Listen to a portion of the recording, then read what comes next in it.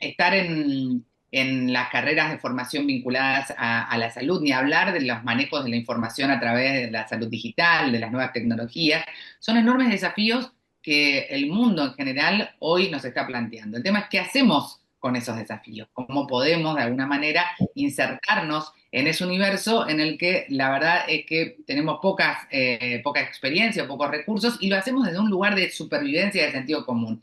En ninguna de las carreras vinculadas al sistema de salud, en ninguna hay una sola materia en la que se puedan aportar conocimientos, recursos, herramientas para enfrentar distintas situaciones que están estrechamente vinculadas en la profesión. Por ejemplo, cuando tienen que dar un diagnóstico, por ejemplo, cuando tenemos que interpretar esos datos para poder transformarlo en una fuente de información. Bueno, hay un montón de situaciones que suceden cuando tengo que vincularme con un paciente, cuando tengo que vincularme con un colega, cuando la institución necesita vincularse con su recurso humano, cuando la institución necesita hacer mucho foco en la atención a esos pacientes porque no deja de brindar un servicio, cuando se lideran espacios que representan el tercer sector. Digamos que hay infinidad de circunstancias cotidianas, pequeñas, pero enormes en su impacto, de las cuales está plagada el sistema de salud. Y cuando lo ponemos en detalle, decimos, claro, sí, es muy cierto, tengo que escribir un mensaje, tengo que dar un discurso, tengo que vender un servicio, tengo que hacer contención, atención, incluso tengo que pensar en mi identidad como profesional. ¿Qué quiero yo para mi carrera? ¿Cómo quiero posicionarme? ¿Qué quiero que vinculen a mi nombre con mi aporte? Todo eso sucede y sucede de una manera tan informal que por supuesto muchas veces nos vincula con el fracaso, un fracaso que ahora vamos a ver no está asociado a algo negativo, aunque culturalmente sí, sino a una gran posibilidad de encontrar herramientas que nos permitan redescubrirnos. Entonces, cuando hablamos de la comunicación eficaz en salud, hablamos de un concepto básico, esencial, clave que tiene que ver con el desaprender para aprender. Cuando hablamos de desaprender, probablemente uno dice, sí, es una frase que alguna vez escuché, o quizás nadie la escuchó, bueno, es un buen momento, nosotros a lo largo de nuestra existencia, a lo largo de nuestras vidas, tenemos múltiples roles, pero además de tener múltiples roles, tenemos la capacidad de ir construyendo recuerdos que están obviamente asociados a esos momentos que uno a veces elige vivir y otras veces, bueno, los vive naturalmente, ¿no? Entonces, en esa vivencia, en esos hechos que a lo largo de nuestra vida van sucediendo y en esos roles, empezamos a construir nuestra identidad, nuestro ADN, que muchas veces no lo ponemos en valor, porque fíjense que ustedes han sido seguramente hijos, hijas, tíos, tía, hermano, hermana, abuelo, abuela, padre, madre, digamos, múltiples roles que nos han construido muchísimas experiencias. Y cuando hablo de esas experiencias, hablo de que son un tesoro realmente incalculable a la hora de hablar de cómo nos comunicamos. Y se pueden preguntar por qué, cómo, de qué hablo. Hablo de que eso que ustedes vivieron en esos roles va a permitirles muchas veces vincularse con el otro con esa premisa que muchas veces también escuchamos, que es ponernos en el lugar del otro. Pero ¿cómo hago para ponerme en el lugar de alguien sufriente? ¿Cómo hago para ponerme en el lugar de alguien que no entiende? ¿Cómo hago? Bueno, todo eso que uno ve en el otro, sin dudas lo hemos experimentado en otros ámbitos. Entonces, la capacidad de poder ordenar mis recuerdos, segmentarlos por edad, por generación, por etapa cronológica de mi vida, por roles, como a ustedes más les parezca, les va a permitir hacer uso de esa información en los momentos críticos. ¿Por qué? Porque la salud, los sistemas sanitarios están plagados también de situaciones críticas. Prácticamente les diría que cualquiera que elige la carrera o una carrera dentro del ámbito de la salud tiene que ser consciente de que la crisis va a estar a la orden del día. La demanda es una crisis, la inmediatez de la necesidad de la información o de la guía es crítica. Entonces viven en un sistema de borderline, en un sistema límite constantemente y resulta que no tienen herramientas. Es como mandar a un soldado a la guerra sin que sepa cómo defenderse o cómo utilizar las herramientas de defensa. Es exactamente lo mismo. Ustedes son soldados que salen a la trinchera, que eso se quedó muy claro durante la pandemia. Aún el que atiende el teléfono de una prepaga, aún el que atiende a la gente cuando llega a una institución, aún, ni hablar de ustedes que trabajan en el hospital italiano, aún el que recibe un correo electrónico con cientos de reclamos, demandas, que pueden ser de los profesionales, que pueden ser de los usuarios, digo, viven en una constante demanda crítica y de inmediatez. Ahora, ¿cómo puede ser que nunca hayan tenido herramientas que les permitan saber cómo manejar y se han tenido que ir haciendo al andar? Entonces, aunque valga la redundancia, ¿no? Yo valoro muchísimo esa capacidad que han tenido siempre los profesionales de la salud y que muchos han interpretado desde una coraza y han podido hacerlo de esa manera que siempre generó una distancia con el otro, porque como no sé manejar esta situación, lo que mejor me sale es mostrarme apático, apática, distante. Entonces, claramente, eso estamos todos de acuerdo que no es el camino en un sistema universal donde la salud está en crisis. Lo más importante es entender que el camino es la humanización en los vínculos, la humanización del mensaje, que no, la humanización no está asociado a la debilidad, que eso es otra construcción cultural, mala construcción cultural, ¿no? Eh, Nosotros tenemos la enorme capacidad de poder crear un montón de vínculos con la palabra, con los silencios, con los gestos, con todo lo que no decimos, pero sí decimos. Entonces, hay muchas oportunidades y yo les puedo asegurar que están en un 90% desaprovechadas. Y cuando vemos eso, decimos, wow, tengo un montón de recursos que no estoy usando. Claramente es eso lo que está sucediendo en la mayoría de los que intervienen dentro del sistema sanitario, líderes en cualquier posición que estén, dentro del sistema público-privado. Digo, esto es una cuestión mancomunada de todo el circuito sanitarista, no de la Argentina únicamente, sino del mundo, ¿no? Entonces tenemos una oportunidad porque hay un aprendizaje por tomar. Y el primer aprendizaje es ordenar quién soy. Todo esto que me define, ¿dónde lo voy a poner? Bueno, cuando tenga que ponerme en el lugar de una madre o de un padre, tengo esto que son experiencias vividas que creo que pueden servir contarlas porque son auténticas y la autenticidad es lo que en general vale oro.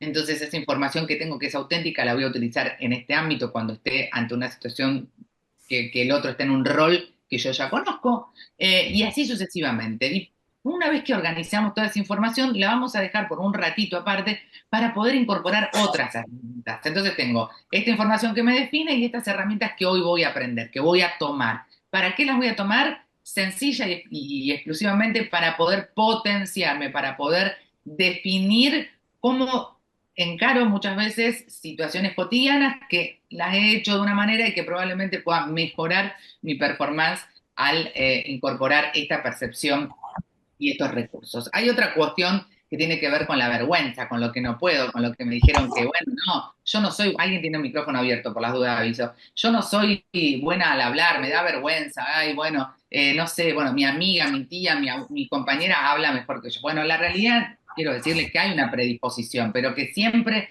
tengan en claro que no es el orador el que nace, oh, nació un orador, no, nació un rey.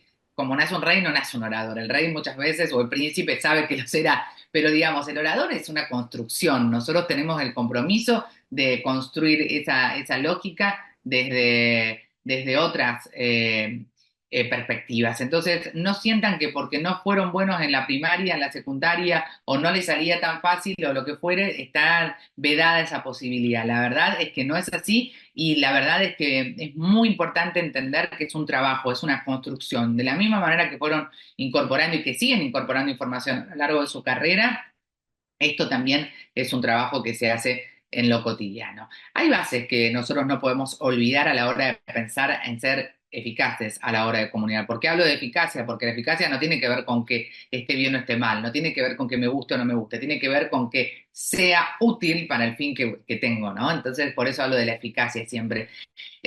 Construir empatía y calidez, cuando lo pones en concreto como un objetivo, es complejo. ¿Por qué? Porque uno no se programa para decir, quiero ser empático, quiero ser cálido. Y la realidad es que naturalmente no siempre sucede porque estamos atravesados por muchas circunstancias. Entonces, ¿es ficticio si lo entreno? ¿Es ficticio si lo preparo? No, no es ficticio, es necesario. Es necesario hacerlo de un lugar racional. Voy a ser empático con el otro. ¿Cómo soy empático con el otro? Con la escucha activa. Soy empático poniéndome en el lugar del otro, como les decía antes, compartiendo un hecho de mi vida personal que al otro lo haga sentir no solo en un espacio de comprensión, sino también con ese abrazo, a eso me refiero cuando hablo de calidez, con esa contención, con esa oportunidad de sentir que para el otro este minuto de mi relato es importante. Entonces, eso es la empatía y la calidez. Y fíjense que simplemente con escuchar, con mirar, con el manejo de lo gestual y con poder repreguntar muchas veces, que ahora vamos a ver algunas de las herramientas que son de gran utilidad, podemos generar muchísimo impacto positivo y el tiempo que vamos a usar es el mismo. Así que tengan en cuenta que esto es algo que está ahí, que no lo estamos usando, insisto, en este punto, y que muchísimo, muchísimo va a cambiar la perspectiva que el otro tenga de ustedes, pero sobre todo la perspectiva que ustedes puedan construir de sí mismos, ¿no?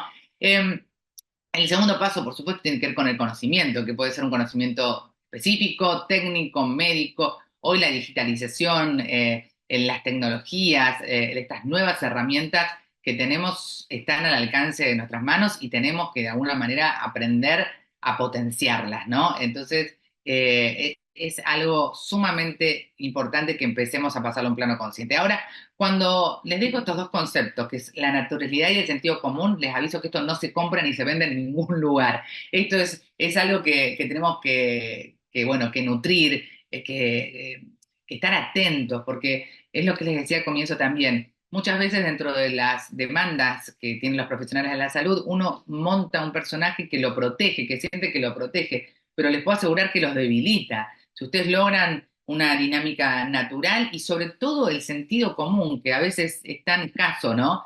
Esto de poder entender que si yo lo explico de esta manera, el otro no lo va a comprender. Muchos años ustedes saben que las recetas escritas a mano no se entendían. Yo siempre le decía, pero ¿qué es esto? ¿Un juego, una materia que tienen que aprobar cuando estudian alguna carrera vinculada a la salud? Porque no se entendía, era como, si menos me entendés, más médico soy. Y la realidad es que nosotros hoy la digitalización, por suerte, es una barrera que también la eliminó y que nos permite garantizarnos que el otro, en este caso el paciente, entienda lo que tiene que hacer, porque si no comprendemos que lo esencial es trabajar en equipo, que lo esencial es poder lograr esa construcción que es colectiva, estamos equivocados. El éxito o el fracaso está dado por ese vínculo de una persona que puede ser profesional de la salud, que nos propone hacer esto, pero por un paciente que tiene que querer hacer eso, porque si no, la realidad es que el objetivo no se va a lograr. Yo te puedo invitar a transitar este camino, yo puedo dedicar hoy y poner al alcance a ustedes esta información. Ahora, si a ustedes no les interesa o no lo van a usar o qué van a hacer con esto, ya es una cuestión que depende del otro y que ojalá pueda funcionar para que puedan, en definitiva, hacerse del beneficio que esto implica. Hay herramientas, como les decías, hay más de 100 herramientas que están a disposición, que son muy fáciles, muy básicas y que ahora las vamos a repasar y se van a dar cuenta que todas las conocen, no hay nada nuevo bajo el sol. El tema es cómo tengo yo construida esa cajita de herramientas. Así como el médico tiene su cajita de elementos, nosotros tenemos que tener una cajita también de herramientas, herramientas de comunicación, que las voy a usar según la situación, la circunstancia y según el tiempo que yo esté viviendo y necesite. Cuando hablamos de presentación no hablamos de un orador que se pone en un ámbito de un escenario. La presentación puede ser en una conversación uno a uno.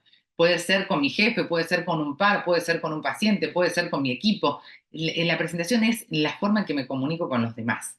Y ahí tenemos que ser realmente conscientes. Cuando hablo de storytelling, seguramente muchísimos o muchísimas de ustedes habrán escuchado esta palabra. El que no lo escuchó es tan sencillo como construir un relato. El storytelling está cerca nuestro desde que nacemos prácticamente, cuando nos cantan una canción, cuando nos cuentan un cuento, cuando vemos una película.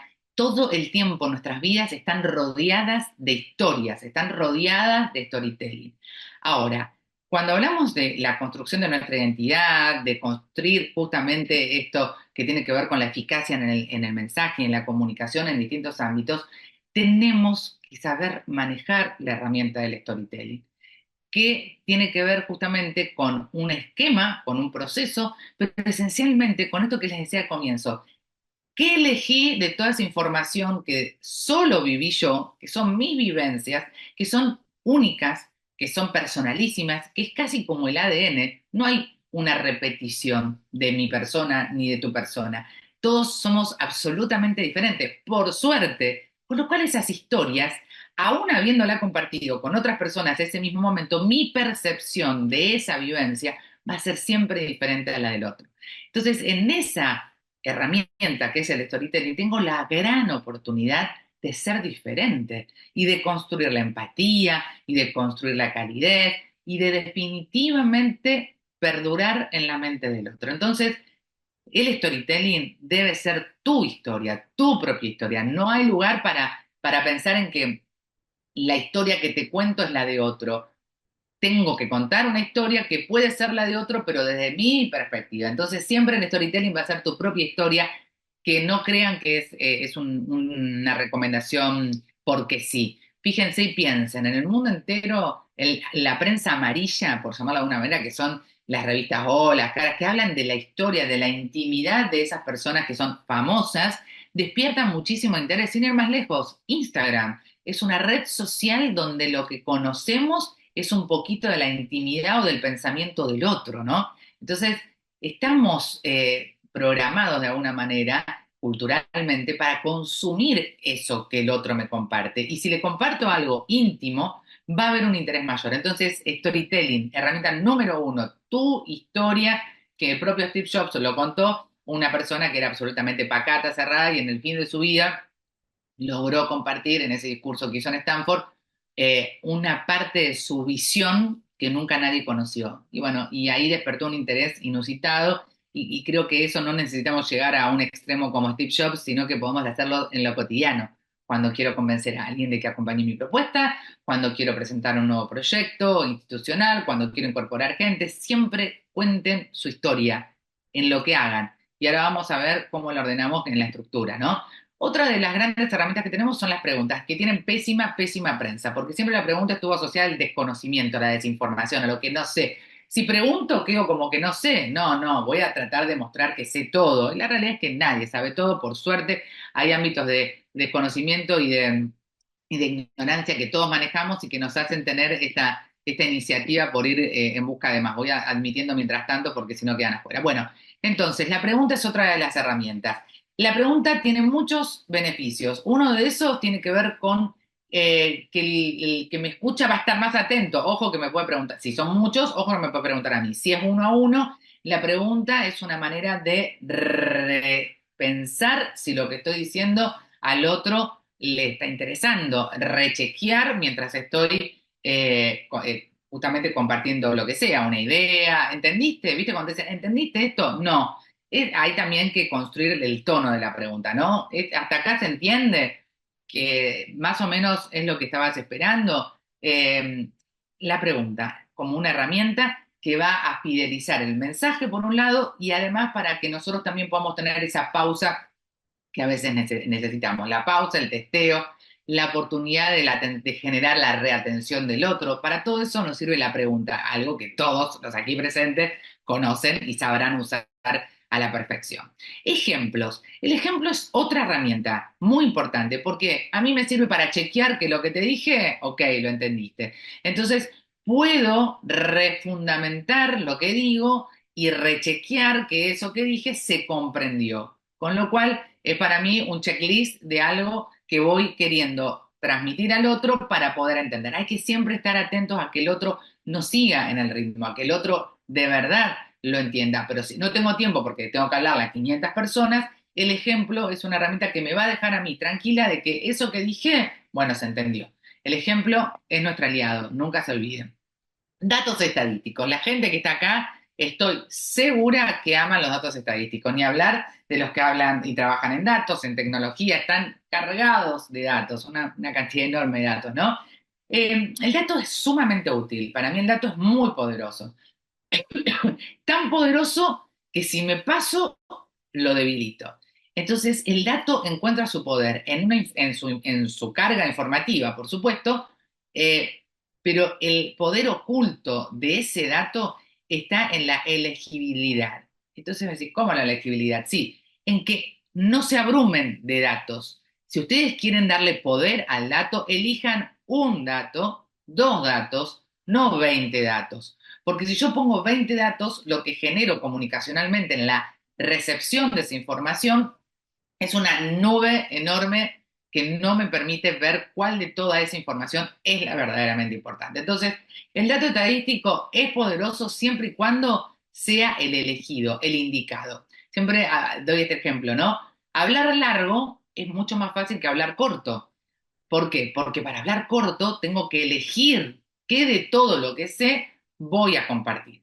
Entonces, es como qué voy a elegir de todas las vivencias que tuve, porque tengo un montón de años de vida y un montón de experiencia vivida, es más difícil que abrumarme en contarte quién soy durante toda mi existencia. Entonces, siempre recuerden que el dato estadístico debe ser elegido y debe ser el dato que entiendo que mi público va a valorar, a quien le va a despertar ese interés. Quiero darles esto que es maravilloso y único y que sepan que este dato que hoy les comparto es un dato que ustedes tienen el acceso privilegiado y que probablemente otras personas no lo tengan. Entonces, eso nos va a dar la posibilidad de que el auditorio, el que me escucha, sienta que definitivamente vos pensaste en su necesidad.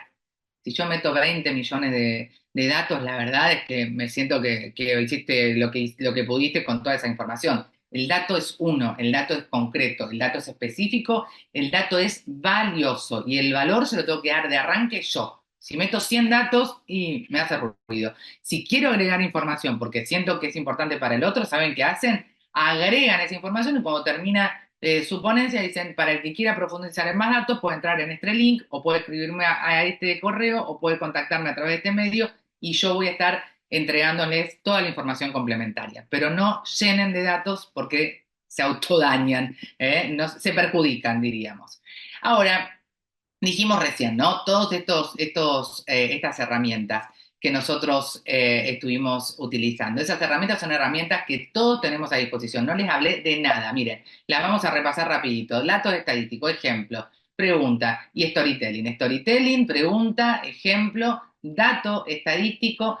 ¿Es algo difícil de recordar? La realidad es que no. Es realmente una gran oportunidad que cada uno de ustedes van a tener para poder manejarlo. Y la estructura del discurso la aprendieron cuando estaban en primer grado, chicas, chicos, es súper fácil. Es apertura, contenido y final. Yo no sé si, yo trato siempre de interactuar, sé que son varios, pero si alguien está acá atento o atenta y me quiere ir diciendo, ¿cuál creen ustedes que es la parte más importante del discurso? ¿La apertura, el desarrollo o el final? Si quieren levantar las manos en la online, quieren decirme para quiénes la apertura es lo más importante. A ver si pueden levantar la mano así con la manito que tenemos. Ahí está, Matías, ahí tenemos Andrea, Oscar, Marco, Telma, dicen que la apertura. Bien. A ver, ¿quiénes creen ahora que el desarrollo es la parte más importante del discurso? Ahí tenemos a Virginia, a Julián, mientras voy aceptando, cuatro participantes consideran que el desarrollo. ¿Y quién cree que el final es el más importante? A ver, cinco participantes creen que el más importante es seis. ¿Alguien más? Bueno, la respuesta correcta es el final. ¿Por qué? Porque el final, ¿cuál es el rol de cada una de estas partes? La apertura nos sirve siempre, siempre para vender. ¿Vieron los programas de la tele que te dicen, hoy vas a ver, taca, taca, taca, taca, la venta? Te adelanto lo que va a pasar para que vos decidas si te vas a quedar a verme o no. Entonces la apertura es siempre apertura igual venta de lo que te voy a anticipar, una síntesis, un anticipo, un índice de lo que vamos a compartir. Que, a ver, un discurso puede durar un minuto, puede durar 10, puede durar 15, 30 o una hora, no importa el tiempo. Un discurso puede ser ir a charlar con mi jefe. Siempre el discurso es la estructura es la misma, no importa la duración, no depende de la duración. Dicho esto, la apertura es la venta. El desarrollo, bueno, es contarte eso que te anticipé. Y el final es asegurarme que eso que te dije a vos te quedó claro. Por eso siempre en el final lo que sugiero es hacer una síntesis, un repaso sintético de lo que desarrollamos Y el gran secreto es terminar con una frase motivadora, terminar con un algo que me represente. No siempre tiene que ser de tu propia creación, porque a veces yo no tengo ni idea cómo escribir, bueno, pero seguramente alguien te motiva, alguien te inspira, alguien hace que vos sientas que eso que el otro dijo, esa frase, es exactamente lo que quería decir. Simplifiquemos en un mundo de tanta demanda, simplifiquemos, ¿no? La vida, permítanse simplificar su vida y encuentren siempre en el final la garantía de resumir lo que te conté, pero además agregarle algo motivacional. Una frase, así para, muy por arriba, para darles herramientas, es algo que va a funcionar, que sirve y que probablemente tengan la oportunidad de probarlo y les va a funcionar, porque vas a dejar al otro en la reflexión, en la posibilidad de encontrar eso que busco, ¿no? Es el mensaje, esa semilla que quiero dejar en el otro. Dense esa oportunidad. Yo hago un ejercicio en este punto, no sé si tenemos tiempo porque son 30 minutos, entonces lo voy a dejar porque me encantaría conocer a quienes están del otro lado, pero bueno, si después quieren pasármelo por privado, alguna estructura de su discurso, de su presentación, de lo que quieran, no tengo problema, me lo dejan a través de las redes sociales y les hago una devolución porque no vamos a tener tiempo ahora de hacer el ejercicio. Pero traten de ordenar eso que les mencioné recién con las herramientas y con la estructura discursiva. Ahora, esto es para que tengan en claro que el mejor o la mejor nunca se puede ser, sino que tratemos de hacer lo que está a nuestro alcance. No, la presentación que hice no me convence. Bueno, ponele corazón, hacelo, trata de sentirte a gusto. No, voy a hablar con alguien a proponerle un proyecto, un cambio, lo que sea, y siempre salgo sintiendo que me quedé con la mitad de las cosas sin decir, pero ¿por qué me olvidé? ¿Sabes por qué te olvidás? Porque entraste sin un orden. Y el cuadernito, viejo y querido, sirve para eso. O si quieres usar el celular en el blog de notas, antes de hablar hay que ordenar. Entonces yo voy a ir a hablar con esta persona y voy a buscar de arranque este objetivo, de segunda esto y en plan C esto y me logro escalonar. En algún momento, no sé si alguna escuchó o seguramente en algún momento les ha resonado esta palabra que es el pitching. Pitching es la capacidad de poder ordenar la información que tengo, las preguntas e incluso lo que voy a buscar en distintos tiempos según lo que la vida me permite, ¿no? El pitching se creó en Estados Unidos, en Hollywood, porque cuenta la historia que la gente que quería hacer su película sabía que en un lugar se reunían todas las semanas los inversores más poderosos, los empresarios más poderosos que podían financiar eso. Entonces tenían solamente 6 pisos de ascensor para poder convencerlos. Tenían que subir ese ascensor y en ese trámite de subir esos 6 pisos convencerlos de que invirtieran un montón de dinero en esas películas. Y ahí es donde surge el pitching, que hay un montón de formatos de pitching que están asociados al tiempo que dispones y ese manejo lo tenés que tener. Hay que entrenarse. Si quieren hacer un buen pitcheo, entrénense. Hay un montón de herramientas digitales, hay cursos. Bueno, hay que tomar la decisión de poder manejar esa herramienta y les aseguro que la vida les va a cambiar, pero hay que entrenarse. No es magia para nada. Lamentablemente hay que dedicarle tiempo y esfuerzo, pero es una gran herramienta. Y esto cuando hablamos de sistemas sanitarios, en realidad cuando hablamos de cualquier ámbito, ¿no? Pero en la salud mucho más, tenemos que empezar a comprender que el lenguaje definitivamente nos contagia emociones, buenas, malas, positivas, negativas.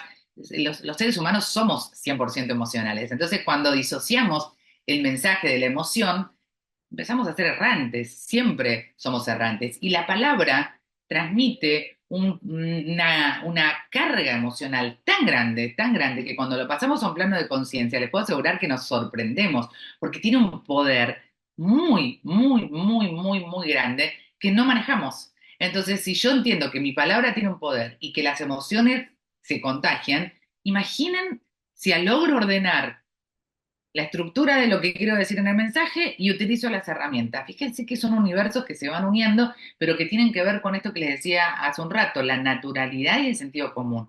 Hoy estamos absolutamente abarrotados de información, estresadísimos todos, ya es como que lo racional lo tenemos colapsado. El único lugar que queda para conectar con el otro es 100% emocional, que a su vez es realmente irracional, porque la emoción la sentís, no la pasás muchas veces por la razón, casi nunca la pasamos por la razón. Entonces, las emociones son la enorme ventana, la enorme oportunidad de conectar y de ser eficaces a la hora de comunicar. Entonces me pregunto, ¿por qué no la usamos? ¿Por qué no nos damos cuenta que la tenemos también ahí y la estamos desperdiciando? ¿Por qué no nos damos cuenta que estamos siendo sujetos de un sistema donde la absoluta manipulación sucede? Y cuando yo digo palabra manipulación, todos me miran diciendo, qué horror, ¿qué decís? Sí, sí, somos seres manipulados y somos grandes manipuladores. Estamos de los dos lados del mostrador. Muchas veces somos manipulados prácticamente constantemente a lo largo del día, desde lo que hacemos cuando scrolleamos en el celular, desde lo que vemos, lo que escuchamos, lo que olemos, lo que sentimos, todo es parte de un gran sistema de manipulación en el que estamos inmersos y a su vez somos enormes manipuladores porque estamos sumergidos en este mundo y porque estamos entrenados también para manipular. Esa es una noticia de la que tenemos que empezar a hacernos cargo, ¿no? Entonces, quiero que ustedes vayan repasando. Es mucha información, pero la realidad es que tenemos todos estos recursos que están acá, al alcance tuyo, mío, de todos. ¿Los vas a usar o no los vas a usar? ¿Lo vas a usar a tu favor o vas a seguir jugando con menos cartas? Esas son las preguntas que uno tiene que hacerse, ¿no? Cuando hablamos de la comunicación. No estamos hablando de que se transformen en periodistas, en comunicadores, en estrellas, en seres humanos de otro planeta, ni mucho menos. Pero hoy tenemos un montón de plataformas que nos permiten visibilizarnos, tenemos un montón de oportunidades que nos permiten visibilizarnos. La primera gran pregunta que nos tenemos que hacer es dónde quiero ir y cómo quiero que perdure mi conocimiento en el otro. Entonces, cuando tenés eso definido, tenés la mitad del camino hecho y la otra mitad tiene que ver con el manejo de estas pequeñas y simples herramientas que muchas veces nos dicen que son complejas porque es más fácil que vos creas que no podés para mucha gente que claramente es mediocre, ¿no? Porque que el otro no pueda no me hace mejor a mí por haber podido, sino que me hace mediocre por no haber estimulado al otro a que pueda, a que lo logre, porque como les dije al comienzo, todos somos por suerte tan diferentes que no hay una competencia, que es un complemento, ni hablar de cuando hablamos de sistemas sanitarios virtuosos y cuando hablamos de equipos virtuosos. Ahora, cuando hablo del lenguaje y del contagio de emociones, la buena y gran noticia es que hay fórmulas. Todo es como, así como están las fórmulas medicamentosas, en la comunicación hay fórmulas súper, súper utilizadas, fáciles, que yo trato de traducirlas de una manera súper simple para que ustedes la puedan ir incorporando en el día a día. Y hasta acá, si alguien quiere hacerme alguna consulta o algo, ahora paso a contarles esto. Si alguien tiene alguna consulta, para que voy a leer el chat para ya pasar a esto. 7 nuevos mensajes. A ver. La apertura, bueno, creo que el desarrollo, ¿qué nos ganamos? Cristian, ¿cómo que nos ganamos? Se ganan la posibilidad de ser mejor, Cristian, que eso no es poco. Y sobre todo de redescubrir. Ya ganaron invirtiendo un ratito para pensar en cómo pueden, los que están acá, entiendo que quieren evolucionar, ¿no? Y en ese proceso de evolución uno busca siempre sumar herramientas, así que esa es una gran ganancia y está buenísimo, claro, win-win. Comunicación no violenta. ¿Alguien quiere decir algo? Este es el momento. No callen para siempre, pero este es el momento. Si alguien quiere decir algo, levanta la mano y yo aprovecho a tomar agua. Bueno, nadie, continúo. Comunicación no violenta. Les decía, hay esquemas que son absolutamente pragmáticos. Fórmula, así como los científicos investigadores, la tecnología tiene fórmula, bueno, la comunicación también tiene fórmulas que obviamente tiene que ver con la humanización, pero las fórmulas están acá al alcance de todos y lo que tenemos que hacer es usarlas. La CNV, que es la síntesis de la comunicación no violenta, en un mundo cada vez más violento, violento en lo verbal, violento en lo simbólico, violento en todo lo que nos rodea y de lo que somos permeables, hablar de la comunicación no violenta parece casi irrisorio, pero no, no lo es. Y es posible porque lo que nosotros hacemos determina y cambia lo que nos vuelve, y se los aseguro, no es una cuestión filosofal ni mucho menos, es una cuestión concreta, pragmática y de fácil chequeo que van a poder hacer ustedes. Este método nos permite ser claros y empáticos. Vieron que muchos hablan de la empatía, de la calidez, de la claridad, bueno, listo, pero ¿y cómo hago? Porque la verdad es que a veces estoy harta, me supera la situación, estoy agotada. Bueno, razonar racionalmente elegir, decir, bueno, voy a usar esta fórmula, ¿cómo hago para poder encarar esta situación con esta mirada? Y acá es donde la CNB les va a servir, no solo para lo laboral, sino también para la vida. Tiene 4 pasos, súper fáciles también. Observación, sentimiento, necesidad y pedido, petición. Ahora les voy a contar paso por paso cómo es cada uno. ¿De qué se trata la observación? Bueno, la observación es sencillamente describir lo que veo sin emitir un juicio de valor. Ah, bueno, pará, ¿cómo? Claro, porque uno está acostumbrado siempre a decir, ¿qué opino de esto? Entonces el juicio de valor nos corre del objetivo de hablar de lo que observo. Cuando yo opino, abro una enorme puerta para el debate, para que el otro me retruque, para que el otro me devuelva. Algo que, naturalmente, si yo ya emití un juicio de valor, no va a ser positivo. Porque vos opinaste y probablemente hay un 50% de posibilidades que yo no esté de acuerdo con vos. Entonces, ¿por qué asumo ese 50% de posibilidades y puedo asegurarme el 100%? Si yo hablo de lo que observo sin juicio de valor, tengo todo para ganar. Si yo hablo de lo que observo con juicio de valor, asumo un riesgo. Esto hay que saberlo y es racional. Entonces, a partir de hoy, todos ustedes van a ser conscientes de que eso sucede. La opción uno, en el ejemplo, viste que antes les dije, hay que poner ejemplos, me quiero asegurar que se entienda. Bien. Si yo digo, son las 2 de la mañana y escucho tu música. Bien, es lo que sucede, es lo que observo. No digo que esté bien o que esté mal, que esté de acuerdo o que esté en desacuerdo. Digo, son las 2 de la mañana y estoy escuchando música. Punto. Si yo digo, es muy tarde para que estés haciendo tanto escándalo. No estoy dando ningún dato, estoy opinando al 100%, estoy diciendo, es muy tarde para que vos estés haciendo esto que está mal, falta que te diga. Entonces, cuando yo evalúo, vos me podés decir, a mí qué me importa, para mí no es tarde. Si yo te digo, son las 2 de la mañana y escucho tu música, sí, ¿qué me puede decir el otro? Sí, sí, sí, son las 2 de la mañana, miro el reloj, que es un dato, y hay música. Ajá, sí, no me está diciendo nada fuera de lugar, no puedo retrucarle porque es un hecho. Entonces, cuando hablo de la observación, abro un punto de análisis. Yo observo esto, pero además te cuento, y ahí abro mi corazón y me humanizo, que esto que observo me genera esta emoción, este sentimiento. ¿Se acuerdan que hablamos de las emociones? Bueno, me genera este sentimiento. Entonces, si vos sos capaz de plantearle y compartirle al otro en un momento de crisis o de molestia, ¿qué te pasa con eso? Vas a ser mucho más humano y además vas a ir en camino de una construcción de una respuesta que seguramente va a ser positiva para vos. Si yo digo, faltan 3 personas, no sé si se ve porque acá esto está, a ver, lo voy a poner de una manera que no moleste. Si yo digo, faltan 3 personas para que le toque su turno, observo que te faltan 3 personas para que te toque a vos. Ok. ¿Está nervioso? Te pregunto. Y fíjense, la opción 2 dice, veo que hay mucha gente en la fila. Bien, observo que hay mucha gente. Me preocupa que se canse. Claro, en la primera opción te estoy interpelando, te estoy diciendo que estás nervioso, que me parece verte nervioso. Y vos decís, yo no estoy nerviosa para nada. ¿Por qué me dice esta persona que yo estoy nerviosa? Pero por favor, yo no estoy nerviosa. Entonces ahí entras en una discusión. Si yo te digo, me preocupa que te canses, es inapelable. O sea, no, te pueden llegar a decir, no, no se preocupe, estoy bien. Pero vos le estás hablando de un sentimiento, de algo que te pasa y que pone en valor al otro. Entonces yo observo que hay una fila larguísima, que hay mucha gente y me preocupa que te canses.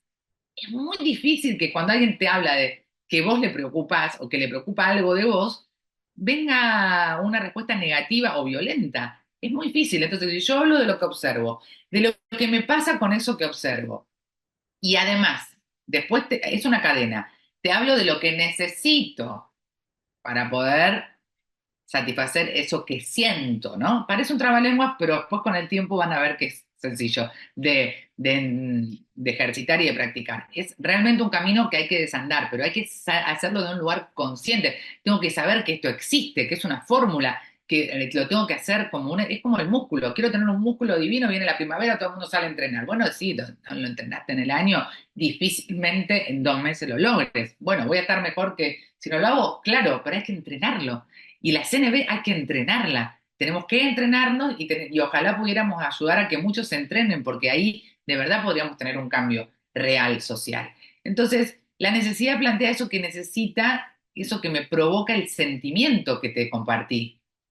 Entonces, cuando yo siento que esa necesidad está satisfecha, me siento plena, me siento bien, me genera un bienestar. Fíjense que termino siendo un poco egoísta, porque yo te hablo del sentimiento, de lo que necesito desde mi sentimiento, pero que a la vez te va a satisfacer a vos. Entonces, ¿qué pasa? Sintonizamos.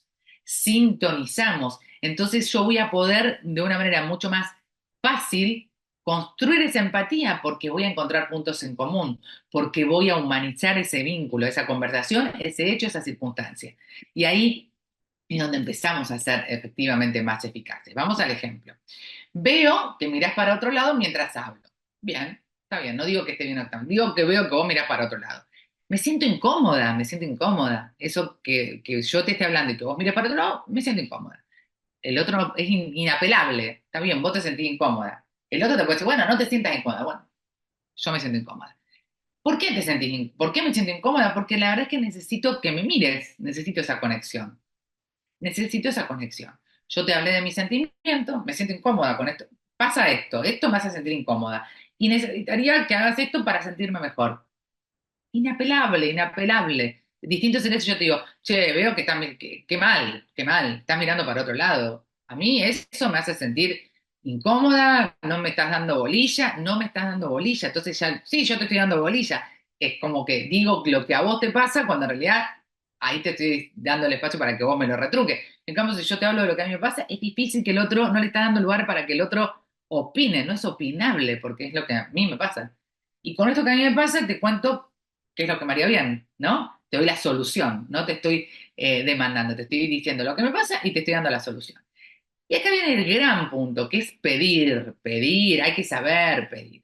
Entonces, cuando nosotros hablamos de pedir, estamos hablando de satisfacer.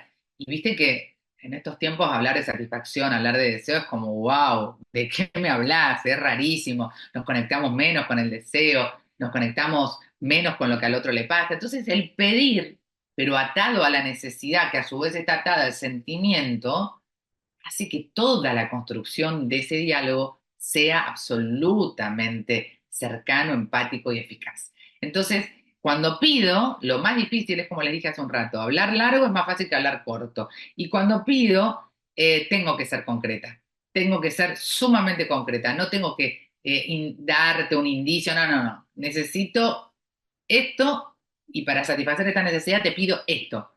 No, no trato solo de ser sugerente, tengo que ser concreta, clara, porque si soy sugerente, no voy a ser eficaz. Entonces, necesito un aumento. Por eso te pido si lo pueden tener en contemplación para el próximo semestre. Listo, necesito esto y te pido esto. No es, bueno, la verdad es que necesito pagar la luz porque no me alcanza la plata, entonces pediría si alguien pudiera tener en consideración esto que a mí me pasa, que le pasa a mucha otra gente, pero que, bueno, quizás en algún momento podrían ver, evaluar. No, no, todo potencial, el potencial en la petición no va, es esto, es concreto, es aquí y ahora. Esto es mi necesidad y esto es lo que te pido para satisfacer mi necesidad. Concreto, más directo, le simplificás al otro el escucharte el zaraza, porque mientras vos haces zaraza, el otro sabe a dónde vas, porque todos nos damos cuenta. Entonces, es como que debilito mi imagen. Si yo me siento derecha, no es lo mismo que yo me sienta así. Mi imagen de debilidad y entrega no es lo mismo mirar a alguien de frente, aun cuando estoy pidiéndolo, que mirar a alguien de costado o que esquivarle la mirada. La petición debe ser efectiva, concreta y contundente. Em, esta CNV, que es la comunicación no verbal, es 100% garantía de ser empático, de ser coloquial y de ser, me animaría a decirles, en un 90% exitoso, porque no van a dar lugar nunca a una dispersión. La discusión en general, cuando voy a hacer una negociación o cuando intento construir consensos, es una dispersión que le sirve al que te quiere decir que no. Entonces, cuando no hay conexión, me resulta mucho más fácil ser más fría y me resulta mucho más fácil resolver esto desde un desinterés.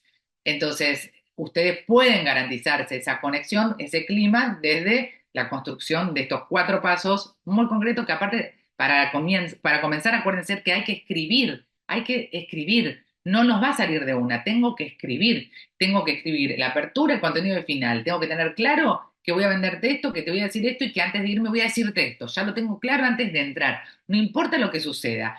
Y si a eso le agrego las herramientas, sé que hay emociones de por medio y construyo un relato teniendo en cuenta estos 4 pasos de la comunicación no violenta, la verdad es que es muy difícil que te vaya mal. Eh, y eso puede suceder, todo esto que les digo, en una charla con un paciente, en una charla con un jefe, en una charla de equipo. Todo esto puede pasar en 5 minutos, en 10 o en 15 o en una hora. Pero tengo que aprender a manejar estas herramientas. Hay que entrenarse, entrenarse, entrenarse, formarse y pasarlo en principio a plano consciente es el primer y único gran paso que hay que dar. Y ser consciente de que la palabra tiene poder, poder para construir positivamente y poder para destruir negativamente. O sea, la palabra es muy importante, tan importante como las emociones. Vieron que al comienzo les hablaba de la frustración. Y la verdad es que la frustración también tiene. Cuando hablo de manipular, yo les hablo de manipular y, oh, qué mala prensa. Sí, bueno, la palabra frustración, por Dios, toda la mala prensa. Yo diría al revés, haría una pregunta. Si hay alguien que en su vida no se siente frustrado, que levante la mano. Hago el silencio. Si aparece alguien, me sorprendería, porque realmente todos a lo largo de nuestra vida hemos sentido frustración en lo personal, en lo profesional, y la frustración definitivamente es un motor, es algo buenísimo. No es que a todos nos guste vivir frustrados, pero en la frustración está la gran oportunidad. Miren, cuando yo hago selección y asesoramiento de equipo para armar y para construir estrategias, lo que habitualmente sucede en la toma de recursos humanos, en la formación de equipo, es que nos piden el currículum. Ay, háblame de tus maravillas. Bueno, sí, yo te hablo de mis maravillas, ok. Pero la realidad es que a mí una persona absolutamente exitosa y perfecta no la quiero en mi equipo. No la quiero en mi equipo. Prefiero siempre pedir el CV de frustraciones, que muy pocos lo hacemos. Seguramente nadie acá tiene un CV de frustraciones. El CV de frustraciones es todo lo que intentaste y no lograste. Porque si vos tenés un CV de frustraciones de 2 líneas, nunca te elegiría, nunca, jamás. Si sos una persona que solo intentó a lo largo de su vida 2 cosas 2 veces, no, no quiero esa persona. Quiero a alguien que tenga hojas y muchas hojas de intentos, porque significa que intentó, no funcionó, volvió a intentar, no funcionó, volvió a intentar, no funcionó. La frustración es algo que nosotros tenemos que tomar como un aprendizaje. Si vos te frustraste y volviste a intentar, pero vení conmigo, te quiero acá, porque significa que tenés la voluntad de reinventarte, la capacidad de haber estado en ese lugar en el que intentaste algo, no sirvió, pero de todas maneras seguiste eligiendo intentar. Esa fuerza es realmente una fuerza sumamente valiosa. Entonces la frustración es la gran oportunidad. Fíjense estos alrededores, ¿quiénes se frustran mucho? Los que intentan mucho. El que intenta poco probablemente sea siempre la frustración perdurable, la que yo llamo frustración perdurable, que eso ya no está bueno. Pero digamos, la frustración constante es muchos intentos que no me fueron saliendo y un día te va a salir, o sea que seguís intentando. Entonces, me frustro cuando busco, cuando intento algo. Entonces, eso es sumamente positivo. Y la frustración nos genera todo esto, incomodidad, malestar, nos genera ansiedad, porque digo, ay, ¿qué voy a hacer? Yo que pensé que esto iba a funcionar y no funcionó, la pucha, o cuando lo estoy intentando, tengo esas emociones, son todas mis emociones, pensamientos negativos, impotencia, pero existe un bien que nos hace la frustración. Nos genera ganas de salir corriendo, de decir, ¿para qué me metí en este laburo? ¿Por qué dije que sí iba a hacer esto? Bueno, no sé si estoy preparada para asumir esta responsabilidad, voy a dejar de intentar esto porque no es para mí. Me quedo acá tranquila porque, bueno, ya me frustré una vez con esto y más vale me quedo allá en el fondo, escondida, sin decir nada, aunque sé que tengo mucho para aportar porque me voy a frustrar otra vez y voy a ser una errante permanente. Bueno, nos vinculamos con todas esas emociones que nos hacen daño, en definitiva, ¿no? Ahora, la frustración, sí, es cierto, puede ser nuestra gran enemiga. ¿Por qué? Porque no salgo del miedo, porque sigo alimentando el fracaso, porque todo me sale mal, porque me hablo mal de mí misma, porque me cargo de más fracaso, de más frustración. Ahora, también puede ser nuestra gran aliada la frustración. ¿Por qué? Porque cuando esto que intenté no me funcionó, incluso la conversación, esa comunicación, ese plan que yo tenía, me voy de acá con algo que no quería, bueno, tengo que pensar la próxima, encararlo de otra manera, tengo que ser más prudente en decir esto, tengo que proponer otra cosa que ok, yo propuse esto, no es lo que va, pero por ahí puedo proponer en 10 días otra cosa. Tengo que estar atenta a lo que suceda, a lo que me dijo esa persona sin hablar o hablando. Aprendí de que en esa conversación yo me planteé mal, me senté en un lugar que no era el indicado, fui muy extensa. Probablemente no estuve atinada en la percepción de lo que sentí que el otro necesitaba. Bueno, ok, me llevo todo eso y con esa frustración voy a relanzar una nueva propuesta, un nuevo objetivo, voy a estar motivada pensando todo el tiempo cómo puedo incrementar esa propuesta, agregarle valor, sobre todo cómo confío en mí, ¿no? En mi sentido común. Me falló una vez, bueno, no importa, voy a seguir intentándolo. No quedarnos, no quedarnos. Entonces tenemos que de alguna manera entender que la frustración es la gran, gran oportunidad. ¿Para qué? Para que nosotros lleguemos a lograr ese objetivo que nos proponemos. Entonces, vuelvo al principio. ¿Qué quiero que los demás asocien a mi nombre? Piensen de mí. ¿Qué querría? ¿Viste? Cuando siempre dice, ¿cómo querrías que te recuerden? ¿Cómo quiero que me vean? Porque estoy aquí, en el aquí y ahora, en el presente. ¿Cómo quiero que el otro me vea? ¿Cómo quiero que el otro recuerde que si necesita esto, va a pensar en mí automáticamente porque le dejé esa marca? Entonces, construyo mi legado, construyo mi identidad. Para comunicar tenemos que tener claridad de dónde quiero ir y quién soy. Y eso la verdad es que no lo podemos delegar, porque es muy fácil hacer responsable a los demás. Pero no se delega la construcción de nuestra identidad. Tenemos que elegir qué queremos ser. Y a veces hay momentos en los que uno dice, bueno, este proceso me sirvió hasta acá, ahora necesito retrotraerme y redefinirme. ¿Y está mal? No, está muy bien. Que parezca que no estás haciendo nada, y en general esos son los momentos donde uno más está haciendo por sí mismo. Nunca Nunca, por eso esto lo aclaro y lo pongo así con tanta vehemencia, nunca renuncien a la capacidad de crear, porque todos tenemos enormes potenciales de creatividad. De verdad se los digo, no los conozco, no las conozco, pero todos somos creativos, todos sabemos aportar desde una percepción, desde esta sensibilidad, desde esta detección de lo que uno vive y lo que cree que puede ser útil. Somos creativos, nunca desconfíen de su creatividad, ¿no? Lo que pasa es que si nos hacemos cargo de que somos creativos, vamos a tener que hacernos cargo de que tenemos que tomar la iniciativa, la acción, de que podemos lograrlo. Entonces a veces nos asusta poder lograr eso que queremos. Y es clave e importantísimo que lo tengamos.